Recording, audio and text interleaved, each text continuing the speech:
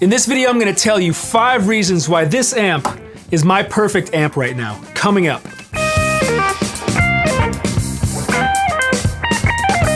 Welcome back to the channel. I'm RJ Ronquillo. If you're new here, thanks for joining me. So if you've watched any of my gear demo videos, I'm sure you've noticed in the background, I have a ton of different amps. And over the course of my career as a gigging and session musician, all of them have turned out to be extremely useful. These days, if you've seen my recent vlog, I'll put it right here, my definition of a professional musician has changed a bit, and therefore my needs when it comes to gear has changed a bit. Nowadays, I still gig now and then, but I mostly work here in my studio, recording, filming gear demos, videos like this for YouTube, and I've come to the realization that as much as I love all my Fenders, my Morgans, my Marshalls, my Sir, this little amp from Revv, the D20, has become my perfect amp for almost everything I do now. It's got a ton of features, but I'm gonna share you my top 5 features that make this my go-to amp.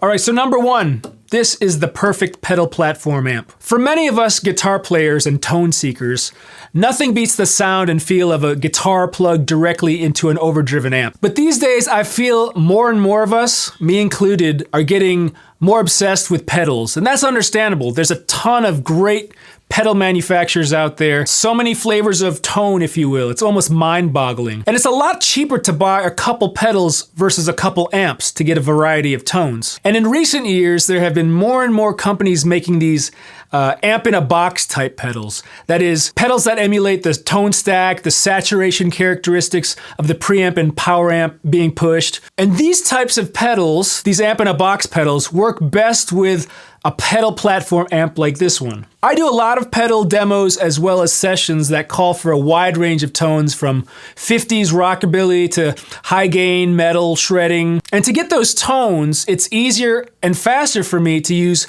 pedals as opposed to plugging in different amps all the time. Okay, so what do I consider a pedal platform amp, and why is this one a great example of one? To me, a pedal platform amp is not only an amp that takes pedals well, but it's a mostly clean amp that acts as like a blank neutral canvas that I can put pedals through and hear exactly what the pedal should sound like without additional coloration from the amp itself.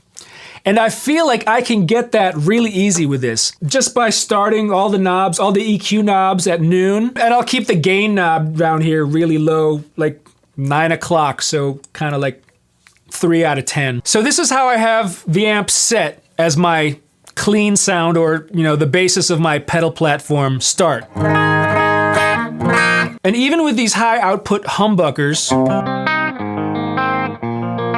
it still remains fairly clean. There might be a little bit of breakup, but I try to keep it controlled. Background on the specs of this amp. This is running 2 6v6 power tubes and 2 12AX7s. And it runs at a max wattage of 20 watts, but it's switchable down to 4 watts just by pressing this button, and I'll get into that a little bit later in the video. So here's where I normally start.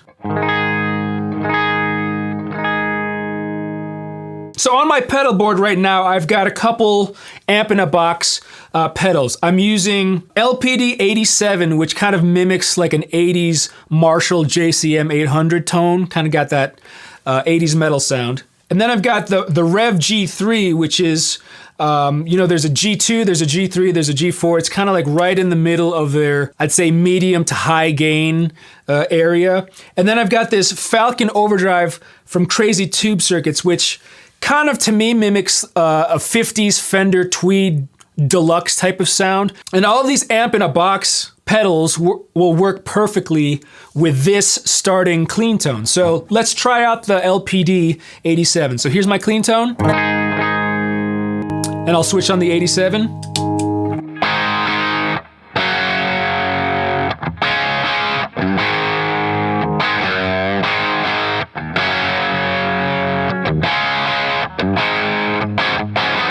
So if I was doing like a session or filming a video, I would use that as my 80s metal tone.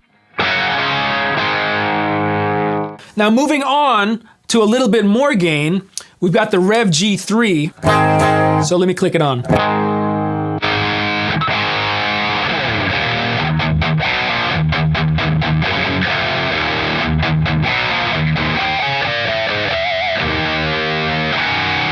So those last two examples were fairly high gain tones, but what if I wanted to do something more vintage, kind of 50s rock with that same bass tone that we have here? I got a different guitar, but I'm gonna switch on the Crazy Tube Circuits Falcon with a little bit of slap delay, and check this out.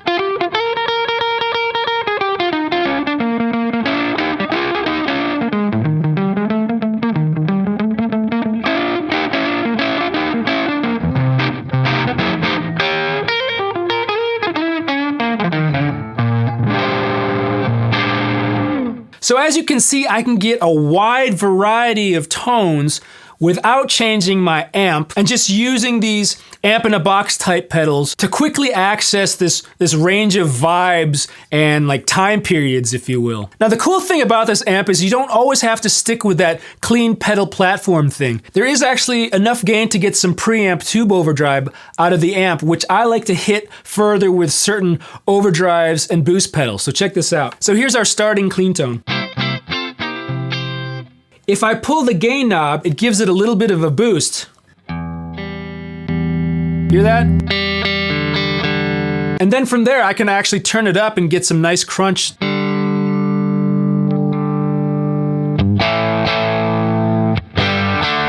You know, it's not a lot, but check this out. I've got this Ion Effects Andromeda pedal down here, which is kind of a clone of the Noble's ODR1, which is a very popular and widely used overdrive, especially with session guitar players.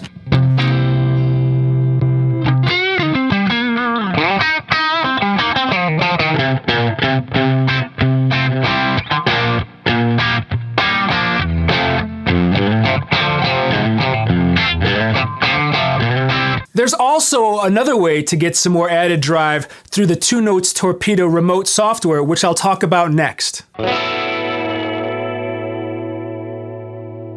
Without question, one of the biggest features and the one that I was most excited about was the integration of the 2 Notes reactive load and virtual cabinet technology.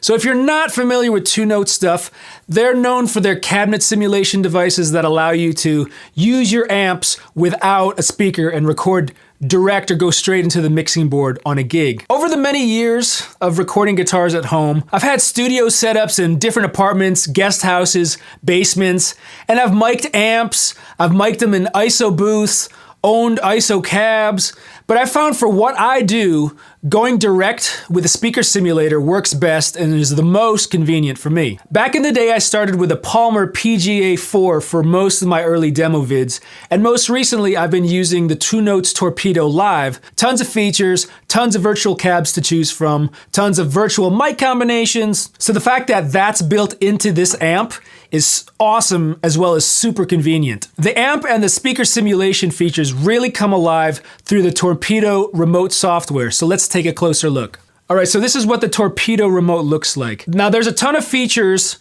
that I'm not well versed in just yet, so I'm just gonna talk about what I do know about. So on the left side, you can see this is where all your presets are. Under Torpedo, these are the presets that are actually saved to the amp, but using the software, you can actually save up to 128 presets and 6 presets that are saved to this virtual cabinet knob here on the amp, which I'll get into a bit later. Besides having the presets that you can save to the amp, you can have presets saved to your computer. And down here, I believe this is where you can change up your different cabs.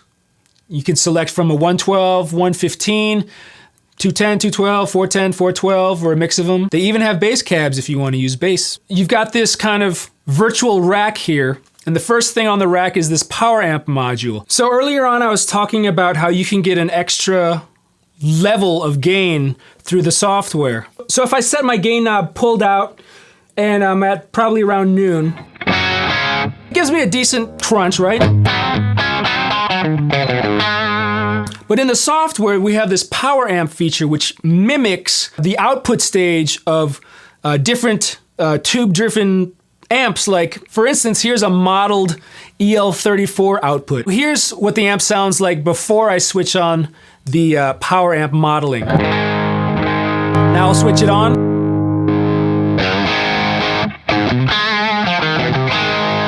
So now you're overdriving the preamp tubes in the D20, and you're virtually overdriving EL34s in the software.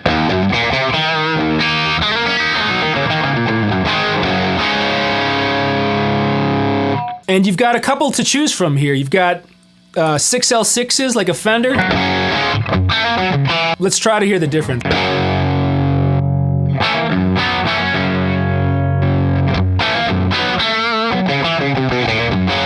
You've got EL84s.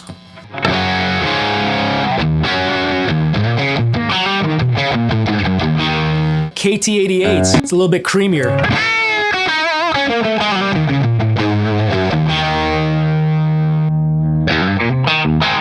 And down below that we have the EQ section if you want to further tweak your preset.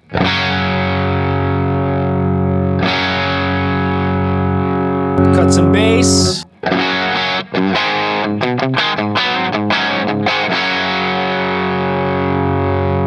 Add some high mid-range.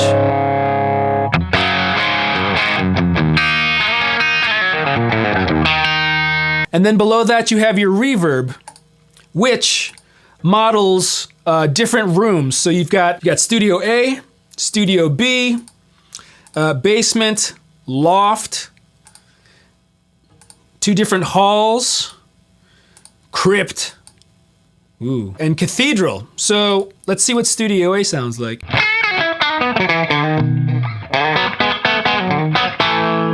It's cool. You can kind of hear the walls of the studio. Let's try loft. A little brighter, a little more lively. Then you've got like a hall.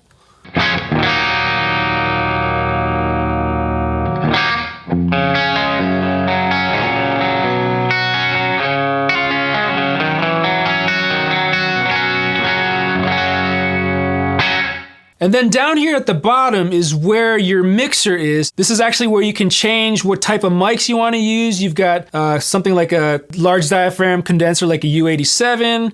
You've got ribbon mics. You've got 421, a 57 like a SM57. And you can use 2 different mics. You can mic it the back of the cab if you want. This is a closed back cab, so that might not sound that great. Placement, you can place the mics as far or close away from the cabinet as you want. You can adjust the axis of where it's pointing, you know, off axis or right on the cone. You got your volume, you got your phase flip switch here, and then overall preset and output volume. Okay, going back to the cabinet section, when you select a different cabinet, for instance, let's go to a Vibro Utah. So you can see the image change. From here, you can actually, if I choose to mic the back of an open back cabinet, I can. Let's see what that sounds like.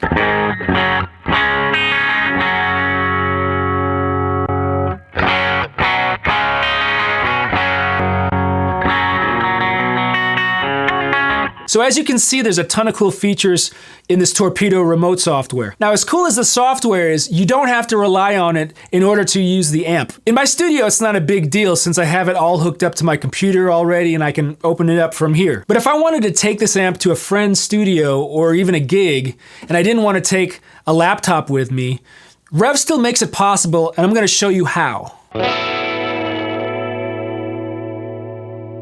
Another feature that I love about this amp are the 6 onboard presets. Earlier I mentioned you can have up to 128 presets with the software or via MIDI switcher, and 6 selectable presets accessible from this knob. On the front you have this 6-position knob that you can quickly switch between presets that you upload to the amp via the software. So now I don't even have to have the software open. I can have different cabs and mic setups and switch them on the fly, which is super convenient when I'm recording guitars and really streamlines my workflow. All right, so I have the software open just so I can illustrate this a little bit better, but you can see that I've got in my presets, if we go to the Torpedo, see S1 through S6, these are the presets that I have saved to these individual notches here on the rotary dial. So if I switch the knob, you can see that the presets in the software are changing. And I've got a couple here that are just 412 cabinets for my higher gain tones. And then I've got a couple Fender-y combo style cabinets for more vintagey tones, which is perfect. So I have kind of like a bunch of stuff to choose from. So let's just hear what they sound like with my clean sound.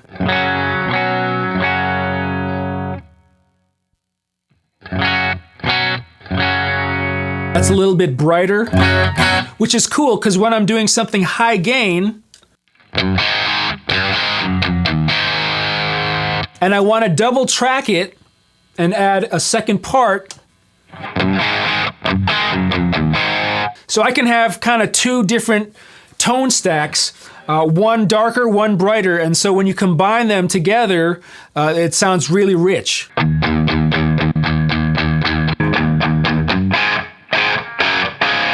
This one I have a little bit of that reverb on, just for some room sound. Now we're moving on to the Fender-y stuff.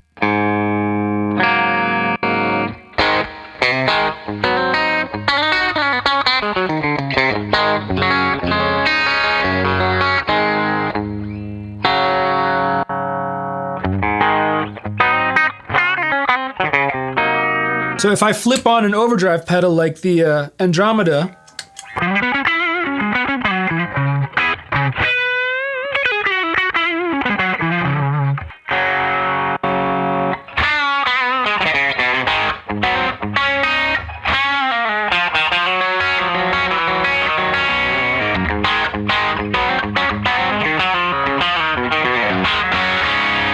so within my presets that I personally have saved, I've got everything from like high gain 412 cabinet simulation to almost like Fender Deluxe reverb type stuff. So I have a lot of cool stuff to choose from. And these are obviously my favorites. I could put like a Vox style cabinet in there. I could put more vintagey like Marshall Greenback cabinets in here. So I can take this little tube amp to a gig or a session and I have kind of in a sense 6 different amps to choose from. Now speaking of size, I still can't get over at how small and light this amp is. It's a little bit over, I'd say like a foot across. I'll put the exact dimensions down here. And it's only like 9 pounds, which means I could fly with this if I wanted to. I could probably fit this and like a small pedal board into a Pelican case and not worry about being over the weight limit. Or you could probably carry this on board. I mean, it'll fit under the seat. Another plus for its small size is being able to fit on your desk if you have a little home studio set up or in your bedroom to jam out to. And also with it being so light, it's not a pain in the ass to take to gigs, which brings me to my last reason. Although I don't tour right now, I still gig now and then, and I would be totally comfortable using this on a gig. So this amp has a max wattage of 20 watts, which may seem like it's not loud enough for some gigging situations, but many gigs, especially here in Nashville, have great monitoring and front of house situations, so some places actually encourage low stage volume. I know when I was touring with Thompson Square, we either had to keep our guitar cabinets off stage or point them backwards so the sound wouldn't go forward into the vocal mics. And there's some venues on Broadway here in Nashville that require people to go completely direct with no stage volume and just use like in-ear monitors. So the D20 is perfect for that. So there's a couple output options that we have with the D20. If we look at the back panel, we have our speaker output, effects loop, and XLR balanced output. You'll also see a switch for internal load or speaker.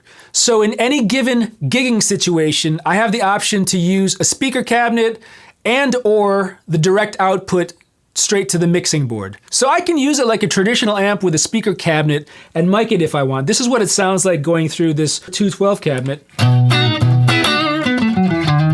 And it's being picked up by my vocal mic.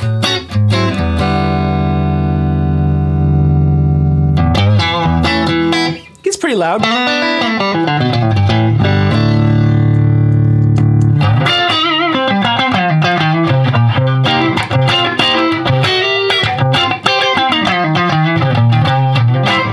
I can totally forget about the mic and send a direct output to the board so it's getting the sound of my virtual cabinets on my preset knob.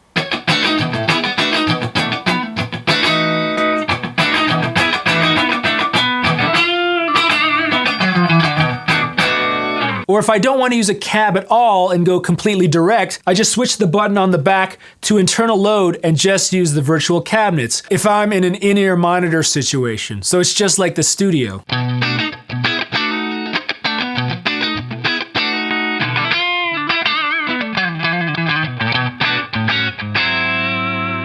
And the internal load allows the amp to react the same as if it were connected to a speaker, which is very important, I think, to getting a great direct sound from a tube amp. The D20 is also the perfect bedroom amp. So if 20 watts is still too loud, you can knock it down to 4 watts with just the click of a button.